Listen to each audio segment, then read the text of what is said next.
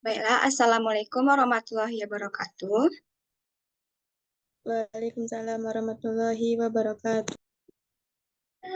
Puji syukur kita ucapkan kepada Allah Subhanahu wa Ta'ala yang telah melimpahkan rahmat dan karunia-Nya kepada kita bersama sehingga kita dapat melaksanakan perkuliahan pada hari ini. Salawat beserta salam tidak lupa kita kirimkan kepada Nabi besar Muhammad SAW. Baiklah, yang terhormat yaitu Bapak Aulia Ashar selaku dosen pengampu mata kuliah pengelolaan dan keselamatan kerja laboratorium dan teman-teman yang saya banggakan. Baiklah, kami dari kelompok 6 akan memaparkan materi tentang prosedur preparasi jaringan tumbuhan dan hewan. Yang mana anggota kelompok kami yaitu saya sendiri dengan NIM 21231011, ada Nadia Hasana dengan NIM 21231015, ada Sophia Hanum dengan NIM 21231035, dan Tessa Septriani dengan NIM 21231039. Yang mana submateri yang akan kita bahas pada hari ini yaitu yang pertama prosedur preparasi jaringan tumbuhan dan yang kedua yaitu prosedur preparasi jaringan hewan. Yang mana pemateri pertama akan disampaikan oleh Sophia Hanum. Kepada Sophie dipersilahkan. Baik, terima kasih moderator. Di sini saya akan menjelaskan tentang materi yang pertama yaitu menurut Ekosari tahun 2011 berdasarkan tingkat keawetannya, preparat dibagi menjadi tiga yaitu preparat sementara atau segar, preparat semi permanen dan preparat awetan. Sedangkan berdasarkan metode pembuatannya dibedakan menjadi wall mount atau utuh, seksion, dan marstirasi. Untuk membuat preparat tersebut digunakan teknik cara pembuatan preparat secara mikroskopis yang disebut dengan mikroteknik. Next slide.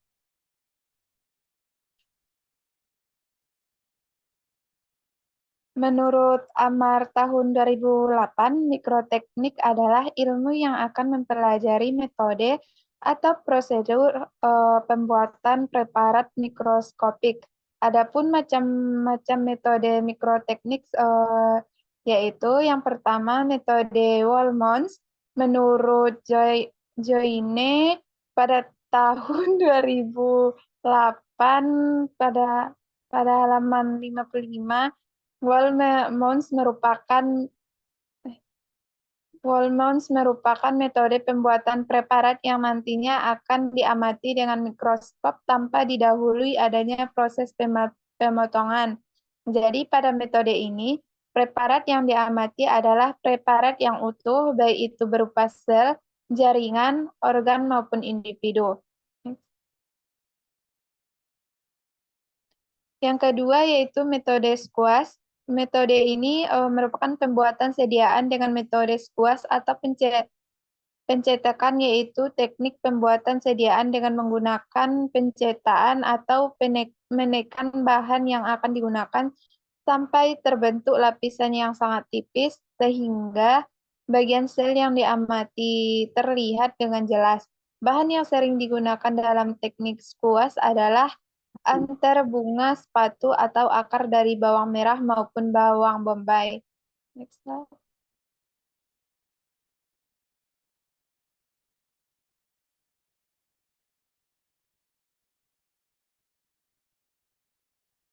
Yang ketiga yaitu metode SMAR atau apus. Pembuatan preparat apus darah ini menggunakan suatu metode yang disebut dengan metode oles atau metode SMAR, yang merupakan suatu sediaan dengan jalan mengoles atau membuat selaput dan substansi yang berupa cairan atau bukan cairan di atas gelas benda yang bersih dan bebas lemak untuk kemudian didikasi, diwarnai dan ditutupi dengan gelas penutup menurut Handari pada tahun 2003 pada halaman punya 90. Nah, next lah. Selanjutnya yang keempat yaitu metode seksion, yang mana cara pengerjaan melalui irisan atau sayatan ini dianggap sebagai teknik rutin atau teknik bagi penyiapan spesimen histologi maupun patologi. Tebal tipisnya sayatan bergantung pada pengalaman serta tujuan penyiapan spesimennya. Tebal sayatan yang umum berkisar antara 6 sampai 15 mikron atau dia 1 mikron sama dengan 0,01 mm. Next slide.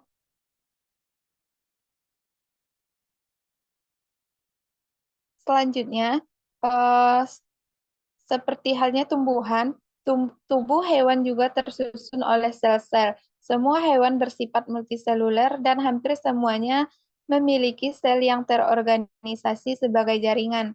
Nah, epitelium atau jaringan epitel merupakan lembaran sel yang menutupi permukaan luar tubuh atau melapisi rongga internal.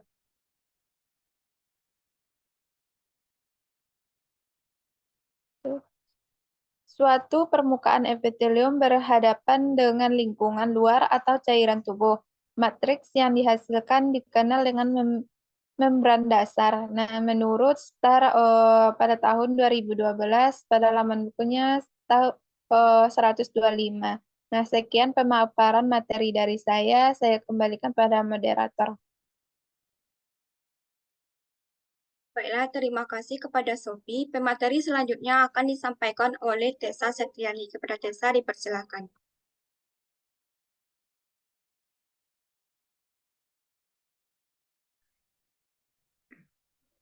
Baik, terima kasih moderator. Sebelumnya apakah suara saya terdengar jelas? Dengar, Tes. Terima kasih. Selanjutnya kita masuk ke jaringan yang selanjutnya, yaitu jaringan pengikat. Nah, jaringan pengikat yang tersusun oleh protein terbagi menjadi 3 macam, yaitu serat kolagen, serat elastis, dan serat retikuler. Nah, jaringan ikat utama pada vertebrata adalah jaringan pengikat longgar, jaringan adiposa, dan jaringan pengikat fibrosa kartilago, dan jaringan dan tulang dan darah.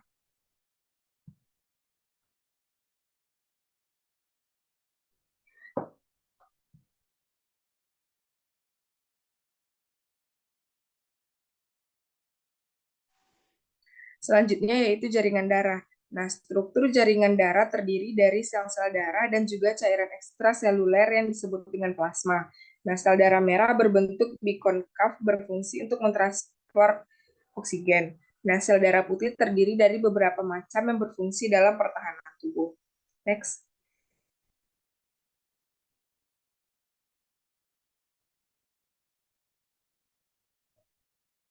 Jaringan tulang terdiri dari sel-sel pembentuk tulang yang disebut osteoblast. Kalsium, magnesium, dan ion-ion fosfat berkombinasi menjadi mineral keras dalam matriks. Struktur mikroskopik dari tulang manusia terdiri dari unit-unit bertulang yang disebut dengan osteon.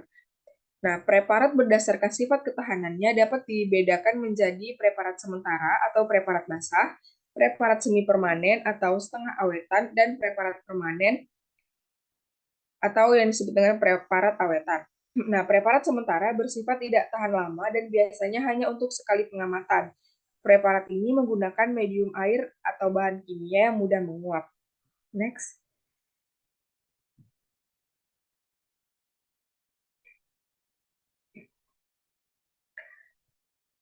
Selanjutnya, preparat semi permanen menggunakan media gliserin dan mampu bertahan untuk sekitar seminggu penyimpanan.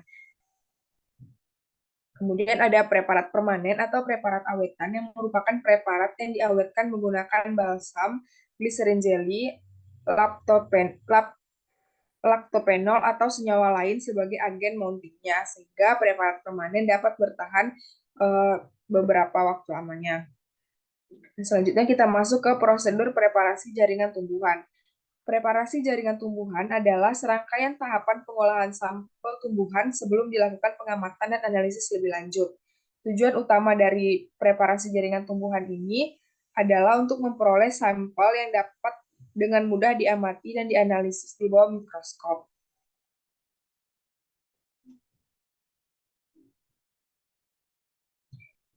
Selanjutnya kita masuk ke tahapan preparasi jaringan tumbuhan. Yang pertama itu pengambilan sampel. Langkah awal dari preparasi jaringan tumbuhan adalah pengambilan sampel. Hal-hal yang perlu diperhatikan dalam pengambilan sampel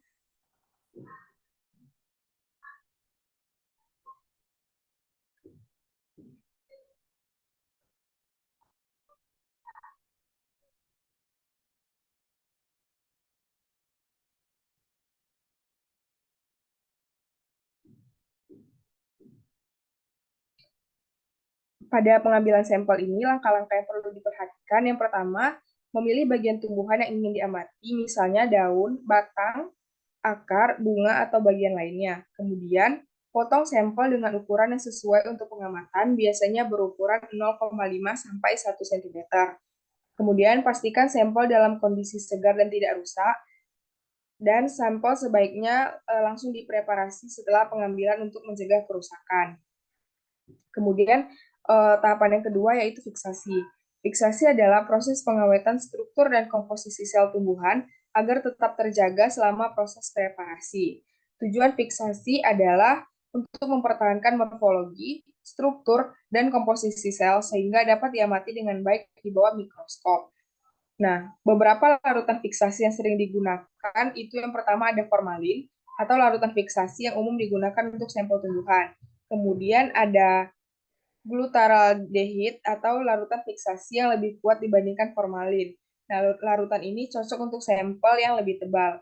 Kemudian ada larutan karnoy atau campuran asam asetat glasial, kloroform, dan etanol.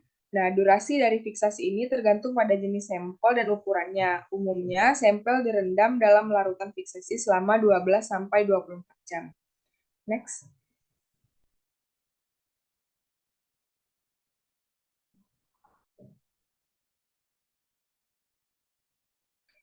Kemudian, prosedur yang ketiga yaitu ada dehidrasi.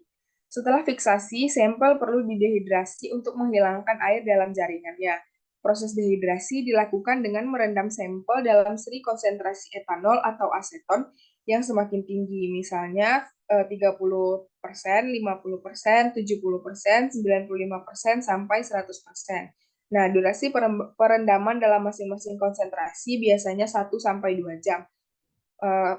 Proses dehidrasi ini penting dilakukan agar sampel dapat menyerap media penyemayaman dengan baik pada untuk tahap selanjutnya. Setelah itulah pemaparan materi dari saya. Selanjutnya saya kembalikan ke moderator. Baiklah, terima kasih kepada Tessa. Materi selanjutnya akan disampaikan oleh Nadia Hasanah. Kepada Nadia dipersilakan. Baiklah, terima kasih kelompok penyaji. Selanjutnya yaitu yang keempat, clearing atau pencernihan. Clearing atau pencernihan bertujuan untuk menghilangkan pigmen dan lemak dalam jaringan tumbuhan. Hal ini dilakukan agar struktur internal jaringan dapat terlihat lebih jelas saat diamati di bawah mikroskop. Nah, larutan yang umum digunakan untuk proses clearing adalah silena atau etil asetat. Sampel yang direndam dalam larutan clearing selama 1-2 jam. Next. Yang ketiga yaitu ada embedding atau penyamayaman. Embedding atau penyamayaman adalah proses memasukkan sampel yang telah didehidrasi dan dijernihkan ke dalam media penyamayaman. Nah, media penyamayaman yang sering digunakan adalah parafin atau resin. Tujuan dari embedding ini adalah untuk mempermudah pemotongan sampel menjadi irisan atau seksi yang sangat tipis menggunakan mikrotom. Next. Yang keenam yaitu pemotongan atau sectioning. Setelah sampel disemayamkan, langkah selanjutnya adalah pemotongan atau sectioning sampel menggunakan mikrotom. Nah, mikrotom adalah alat yang digunakan untuk memotong sampel menjadi irisan atau seksi yang sangat tipis, biasanya dengan ketebalan 5-10. Potongan sampel selanjutnya ditempel pada gelas preparat yang bersih dan bebas lemak. Hal ini dilakukan agar pemotongan sampel dapat melekat dengan baik pada gelas preparat. Next. Nah, yang ketujuh yaitu pewarnaan atau staining. Pewarnaan ini atau staining dilakukan untuk memperjelas struktur dan komponen sel dalam jaringan tumbuhan sehingga dapat diamati dengan lebih baik di bawah mikroskop. Beberapa pewarna yang umum digunakan dalam preparasi jaringan tumbuhan antara lain yaitu safranin, yaitu mewarnai dinding sel, inti sel, dan sitoplasma.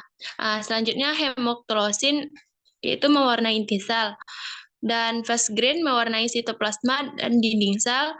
Dan selanjutnya itu durasi pewarnaan biasanya berkisar 5-30 menit tergantung jenis pewarna yang digunakan. Next. Yang kedelapan itu ada mounting atau penutupan, yaitu tahap terakhir dalam preparasi jaringan tumbuhan adalah mounting atau penutupan preparat. Potongan sampel yang telah diwarnai ditutup dengan kaca penutup dan diberikan medium perekat, misalnya entelan atau DPX. Nah, tujuan dari mounting ini adalah untuk melindungi preparat dan memperjelas pengamatan di bawah mikroskop.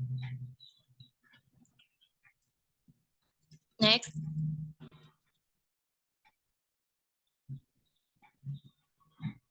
Nah, selanjutnya itu ada prosedur preparasi jaringan hewan. Preparasi jaringan hewan mencakup keserangkaian tahapan pengolahan sampel sebelum dapat diamati di bawah mikroskop. Tahapan-tahapan tersebut mencakup fiksasi, dehidrasi, clearing, embedding, pewarnaan, dan mounting. Nah, tujuannya yaitu preparasi jaringan hewan adalah untuk mempertahankan morfologi, struktur, dan komposisi sel hingga dapat diamati dengan baik di bawah mikroskop. Sekian pemaparan materi dari saya. Selanjutnya saya kembalikan kepada moderator.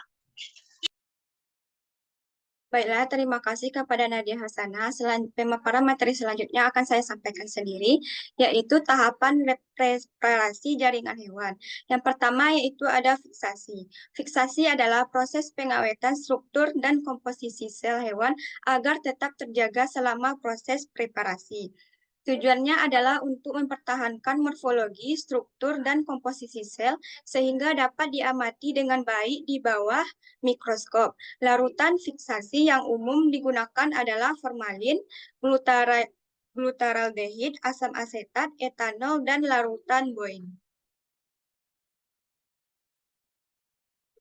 Yang kedua yaitu dehidrasi. Dehidrasi merupakan proses penghilangan air dari dalam jaringan hewan.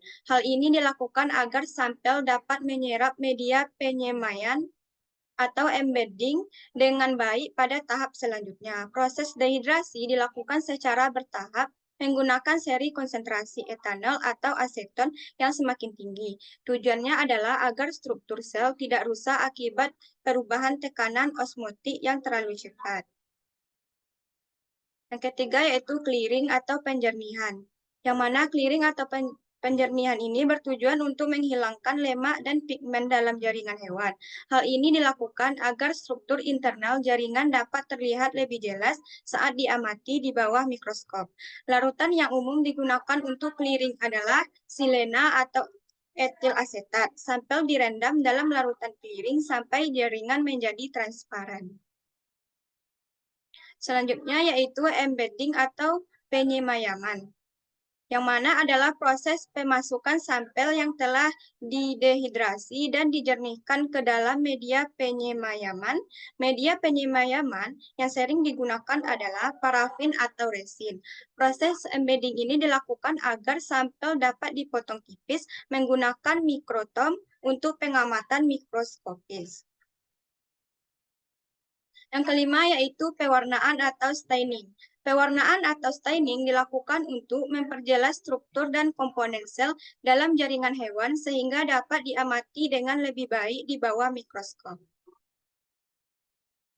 Yang terakhir yaitu mounting atau penutupan. Mounting atau penutupan preparat bertujuan untuk melindungi preparat dan memperjelas pengamatan di bawah mikroskop. Potongan sampel yang telah diwarnai ditutup dengan kaca penutup dan diberi medium perekat yang sesuai. Medium perekat yang digunakan harus sesuai dengan larutan clearing yang dipakai sebelumnya. Hal ini dilakukan agar preparat tetap terlindungi dan terpelihara selama proses pengamatan mikroskopis. Baiklah, mungkin itu saja penyampaian materi dari kelompok kami. Selanjutnya kami membuka sesi penambahan materi, kritik atau saran dari teman-teman. Dipersilakan.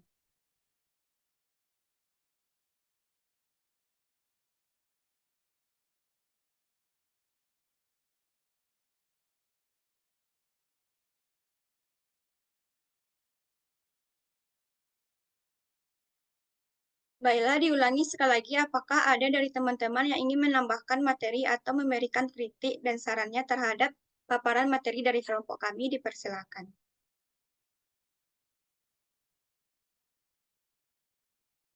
Baiklah, jika tidak ada, kita lanjut ke sesi tanya jawab. Bagi teman-teman yang ingin bertanya, dipersilakan untuk raise hand.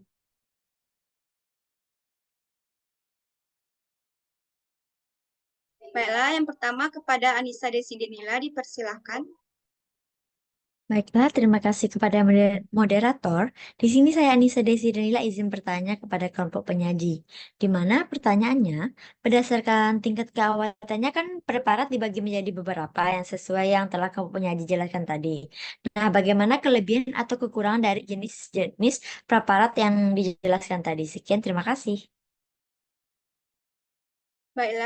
Baiklah, terima kasih atas pertanyaannya, Ece. Untuk teman-teman yang bertanya, dipersilakan untuk mengetikkan pertanyaannya di kolom chat. Selanjutnya kepada Anissa Rahim, dipersilakan. Baik, sebelumnya terima kasih kepada moderator. Di sini saya ingin bertanya. Dari beberapa larutan fixatif yang telah dijelaskan tadi oleh kelompok penyaji, nah, manakah yang paling sering digunakan dan kenapa? Mungkin untuk pertanyaan saya itu saja, saya kembalikan kepada moderator. Baik, terima kasih kepada Anissa Rahim. Penanya selanjutnya yaitu kepada Anggela Sylvia, dipersilakan. Baik, terima kasih kepada moderator. Saya Anggela Sylvia dengan NIM 2123101 izin bertanya kepada kelompok penyaji, yaitu dalam pengambilan sampel untuk proses preparasi pada tumbuhan dan hewan, apakah ada ketentuan sel di bagian tubuh tertentu dari tumbuhan atau hewan yang hanya bisa dijadikan sebagai sampel preparasi? Terima kasih. Baik, terima kasih atas pertanyaannya, Gela. Penanya selanjutnya yaitu kepada Aziza Tahira, dipersilakan. Baiklah, terima kasih moderator. Izin bertanya terkait materi, yaitu hal apa saja yang dapat menyebabkan proses dari preparasi jaringan tumbuhan dan hewan gagal dan bagaimana cara untuk mengatasinya. Sekian, terima kasih. Baiklah, terima kasih atas pertanyaannya, Aziza. Selanjutnya kami meminta waktu sebentar untuk mendiskusikan jawaban dari pertanyaan teman-teman.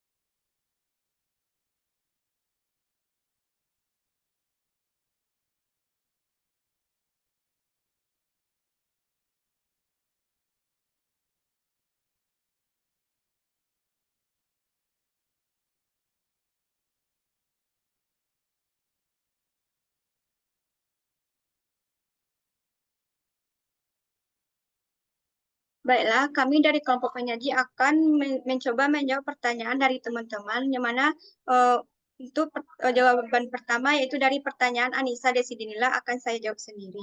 Yang mana pertanyaannya, di dasar tingkatan keawetannya kan preparat dibagi menjadi beberapa bagian. Nah, bagaimana kelebihan atau kekurangan dari preparat tersebut? Nah, jawaban dari kelompok kami yaitu preparat dalam penelitian biologi dapat dibedakan berdasarkan tingkat keawetannya menjadi 3 jenis, yaitu preparat segar, preparat semi permanen, dan preparat permanen, yang mana masing-masing preparat tersebut memiliki kelebihan dan kekurangannya. Yang pertama yaitu preparat segar, memiliki kelebihan yang pertama yaitu kemudahan dan kecepatan pembuatan. Yang kedua, observasi struktur dan fungsinya memungkinkan observasi langsung terhadap struktur seluler yang masih hidup seperti gerakan sitoplasma, siklus sel, atau reaksi terhadap stimulus. Yang ketiga, kelebihannya yaitu biayanya rendah, yang mana tidak memerlukan bahan kimia atau peralatan khusus untuk pengawetan. Selanjutnya yaitu kekurangan dari preparat segar, yaitu yang pertama, ketahanan terbatas, di mana preparat segar hanya bertahan dalam waktu singkat dan harus diamati segera setelah pembuatan. Yang kedua yaitu keterbatasan studi jangka panjang, yang mana tidak cocok untuk studi yang membutuhkan pengamatan berulang atau jangka panjang. Yang ketiga yaitu kerentanan terhadap degradasi, yang mana sel dan jaringan cepat rusak atau mengalami perubahan struktur. Yang kedua yaitu preparat semi permanen yang memiliki kelebihan, yaitu yang pertama, ketahanan yang lebih lama, yang mana preparat semi permanen biasanya dapat bertahan selama beberapa minggu hingga beberapa bulan. Yang kedua yaitu pemrosesan sederhana, yaitu memerlukan sedikit bahan kimia dan teknik dasar pengawetan seperti pewarna ringan dan penutupan dengan medium penutup. Yang ketiga yaitu observasi berulang, memungkinkan observasi yang dilakukan beberapa kali dalam jangka waktu tertentu tanpa segera mengalami degradasi.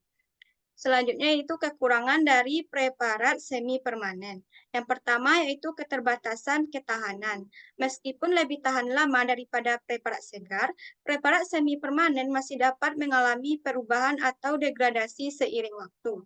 Yang kedua yaitu kualitas visual, yang mana mungkin tidak sejelas dan sebaik preparat permanen, terutama jika teknik pewarnaan dan pengawetannya tidak optimal.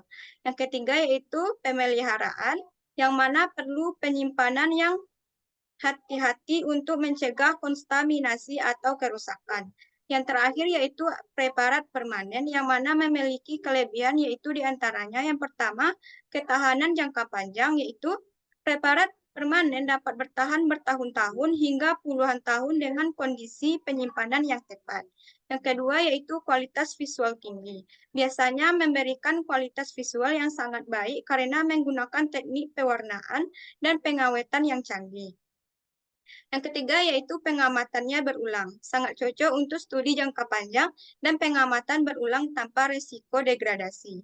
Yang terakhir itu kekurangan dari preparat permanen, yaitu yang pertama, proses pembuatan yang rumit dan memakan waktu, membutuhkan bahan kimia khusus seperti formalin untuk fiksasi dan resin untuk embedding, serta teknik yang cermat. Yang kedua yaitu biayanya lebih tinggi, memerlukan bahan dan peralatan khusus yang mungkin mahal. Yang terakhir yaitu kesulitan dalam observasi dinamis, sehingga tidak memungkinkan untuk mengamati proses seluler dinamis karena sel dan jaringan sudah mati dan diawetkan. Baiklah, mungkin itu saja jawaban dari kelompok kami. Apakah ada penambahan jawaban dari teman-teman? Dipersilakan.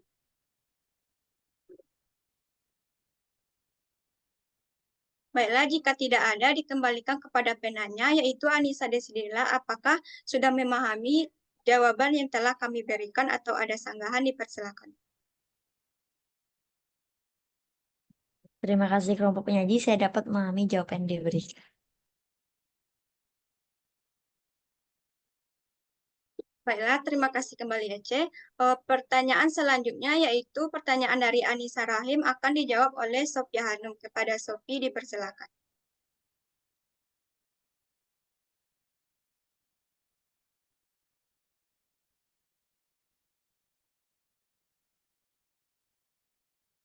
Baik, terima kasih moderator. Di sini saya akan mencoba menjawab pertanyaan dari Anissa Rahim, yaitu yang mana pertanyaannya dari beberapa larutan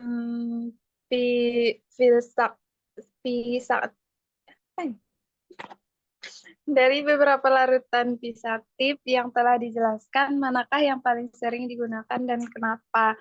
Nah, larutan fiksatif ini paling sering digunakan adalah larutan formalin yang merupakan larutan formaldehida dalam air yang biasanya dengan konsentrasi 10%. Formalin ini banyak digunakan dalam berbagai aplikasi, terutama dalam histologi dan patologi, karena beberapa hal. Yang pertama yaitu efektivitas pengawetan, yang mana formalin sangat efektif dalam mengawetkan jaringan dengan mengikat protein dan mencegah dekomposisi. Hal ini membantu dalam mempertahankan struktur dan morfologi jaringannya. Yang kedua, kemampuan penetrasi. Formalin ini memiliki kemampuan penetrasi yang baik sehingga dapat menembus dan mengawetkan jaringan dengan cepat dan merata. Selanjutnya, dalam stabilitas, jaringan yang diawetkan dengan formalin dapat disimpan untuk waktu yang lama tanpa mengalami perubahan yang signifikan. Selanjutnya, kompatibilitas dengan pewarnaan, yang mana formalin kompatibel dengan banyak teknik pewarnaan yang digunakan dalam pemeriksaan mikroskopis, sehingga memudahkan proses diagnosisnya. Selanjutnya itu dalam biaya efektif, yang mana formalin relatif murah dan mudah didapatkan, menjadikannya pilihan yang ekonomis untuk penggunaan rutin di laboratorium. Hal ini, formalin memiliki banyak keunggulan perlu diperhatikan bahwa formaldehida bersifat toksik ini dan karsinogenik, sehingga perlu penanganan yang lebih hati-hati dan penggunaan alat pelindung diri saat menggunakannya. Nah, sekian jawaban dari saya. Saya kembalikan kepada moderator. Baik, terima kasih Sophie. Selanjutnya, apakah ada penambahan jawaban dari teman-teman? Dipersilakan. Jika tidak ada, dikembalikan kepada penanya, yaitu Anissa Rahim. Apakah sudah menerima jawaban yang telah diberikan kelompok penyaji atau ada sanggahan? Dipersilakan.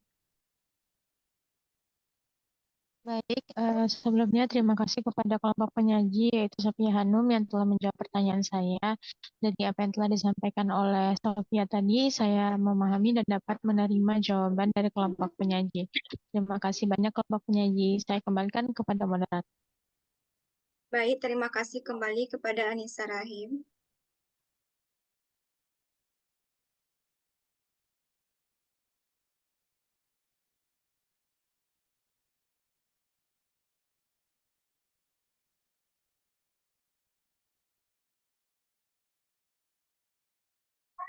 Baiklah teman-teman, kita lanjut untuk pertanyaan selanjutnya, yaitu pertanyaan dari Angela Sofia yang akan dijawab oleh Tessa Septiani. Kepada Tessa, dipersilahkan.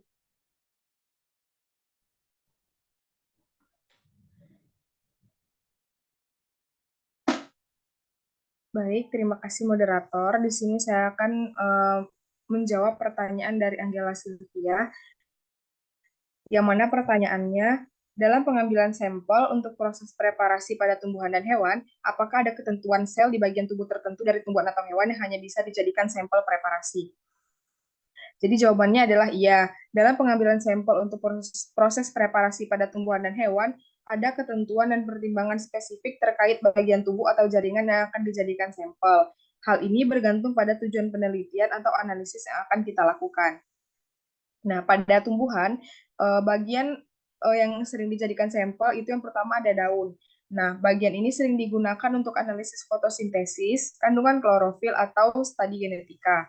Kemudian bagian batang. Nah, bagian ini digunakan untuk studi terkait struktur jaringan pengangkut atau silem dan flemnya.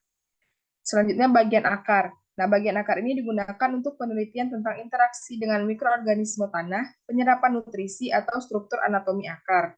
Selanjutnya, bagian yang terakhir itu adalah bagian bunga atau buah. Nah, bagian ini digunakan untuk studi tentang reproduksi perkembangan buah dan kandungan senyawa tertentu.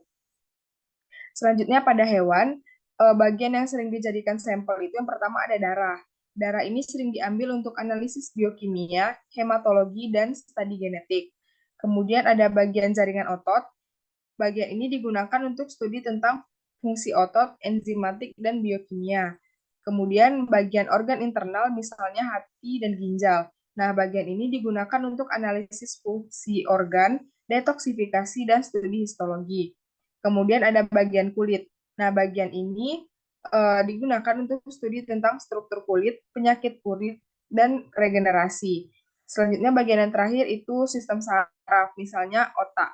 Nah, bagian ini digunakan untuk studi neurologi dan perilaku. Nah, pemilihan bagian tubuh atau jaringan yang akan dijadikan sampel sangat tergantung pada jenis penelitian yang dilakukan dan hipotesis yang ingin diuji. Selain itu, metode preparasi dan analisis juga harus disesuaikan dengan jenis sampel yang akan kita ambil. Sekian jawaban dari saya kembalikan ke moderator. Baik, terima kasih atas jawabannya, Tessa. Selanjutnya, apakah ada dari teman-teman yang ingin menambahkan jawaban dari pertanyaan Angela? Dipersilahkan.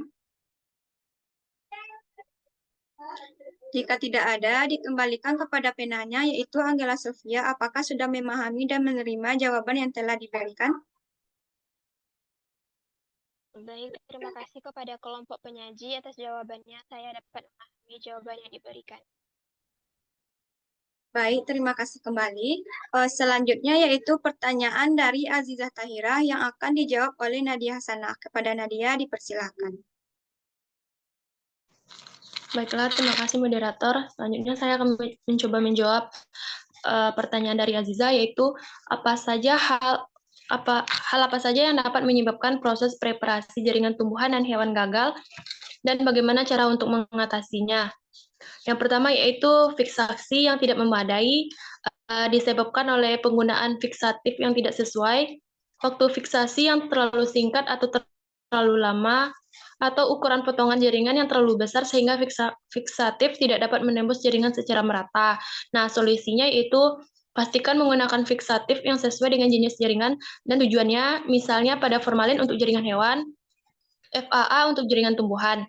Nah, potongan jaringan menjadi potongan yang lebih kecil agar fiksatif dapat menembus dengan baik.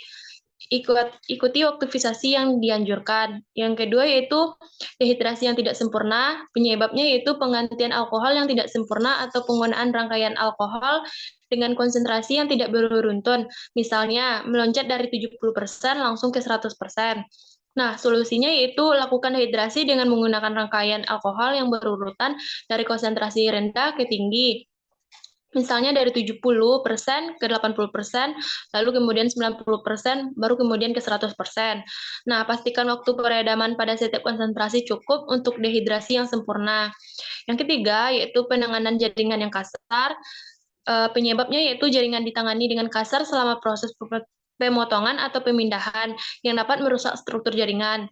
Solusinya, gunakan alat-alat tajam dan steril, serta tangani jaringan dengan hati-hati untuk menghindari kerusakan fisik. Nah, yang keempat, infiltrasi dan embedding yang tidak sempurna. Penyebabnya itu waktu infiltrasi parafin yang tidak cukup atau suhu parafin yang terlalu tinggi atau rendah. Nah, solusinya di sini yaitu pastikan parafin cukup cair dan gunakan suhu yang sesuai untuk infiltrasi. Biarkan jaringan dan parafin cukup lama untuk memastikan infiltrasi sempurna. Yang kelima yaitu pemotongan yang buruk atau mikrotomi. Nah, penyebabnya yaitu pisau mikrotom yang tumpul, pemotongan dengan kecepatan yang tidak tepat, atau penempatan jaringan yang tidak benar. Solusinya di sini yaitu gunakan pisau mikrotom yang tajam dan kalibrasi mikrotom dengan benar. Lalu, potong dengan kecepatan yang tepat dan pastikan penempatan jaringan sesuai. Nah, yang keenam yaitu pewarnaan yang tidak merata, yang disebabkan oleh proses pewarnaan yang tidak seragam atau penggunaan pewarna yang kadaluarsa. Nah, solusinya di sini yaitu gunakan pewarna segar dan ikuti prosedur pewarnaan yang konsisten. Kemudian bilas dengan hati-hati di antara langkah-langkah pewarnaan untuk menghindari kontaminasi. Nah, yang terakhir yaitu yang ketujuh, mounting yang tidak tepat. Penyebabnya di sini yaitu penggunaan medium mounting yang tidak sesuai atau teknik mounting yang buruk. Nah, solusinya yaitu gunakan medium mounting yang sesuai dan pastikan slide dan cover slip bersih. Aplikasikan medium mounting dengan merata dan hindari gelembung udara. Dengan memperhatikan dan mengatasi faktor-faktor tersebut, proses preparasi jaringan tumbuhan dan hewan dapat dilakukan dengan lebih baik sehingga hasil akhir lebih optimal dan dapat digunakan untuk analisis mikroskopis yang akurat. Nah, sekian jawaban dari saya kembalikan kepada moderator. Baik, terima kasih kepada Nadia. Selanjutnya, jika ada penambahan jawaban dari teman-teman, dipersilakan. Jika tidak ada, dikembalikan kepada penanya, yaitu Azizah Tahira. Apakah sudah menerima jawaban yang telah diberikan Nadia Hasanah tadi? Baiklah, terima kasih atas jawabannya kelompok penyaji. Saya dapat memahami jawaban yang telah diberikan. Baik, terima kasih kembali. Mungkin itu sajalah pemaparan materi serta diskusi kita pada hari ini. Kami dari kelompok 6 mengucapkan terima kasih kepada teman-teman yang telah berpartisipasi dan memohon maaf jika ada kesalahan dalam penyampaian materi serta kekurangan yang telah kami sampaikan.